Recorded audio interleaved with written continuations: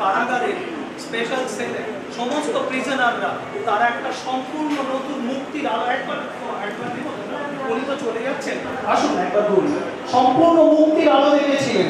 তার উপর মুক্তধারা সিনেমাটা আপনারা দেখেছেন। She has single-handedly led a Bengali social revolution, which rest of the world could follow. এখনো তারা ফলো করে উঠতে পারেনি। তো অলকানন্দা রয় আমাদের সমাজের আমাদের সমাজের একজন উজ্জ্বল নক্ষত্র। শুধু সেটা তার নাচের জন্য নয়, নাচ তার আগেও অনেক করেছেন, তাই তো পরেও অনেকে করেছেন, কিন্তু অলকানন্দাদি যে কাজগুলো সমাজের জন্য করেছেন, যেভাবে বাঙালি সমাজকে উনি বদলে দিয়েছেন, তা তার আগে কেউ করেন।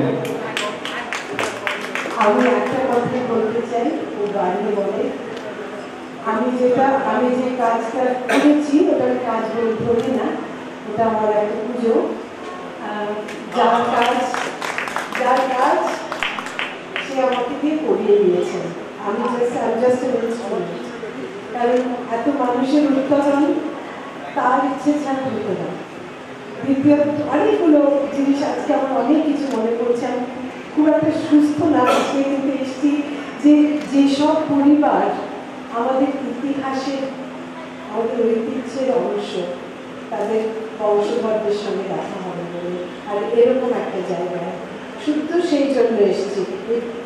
পাগলা আমার একটা ভাই, ও সব কিছুতে ডাকে, কোনো দিন গিয়ে উপস্থিত হতে পারি না, আজকে আসতে পেরেছি।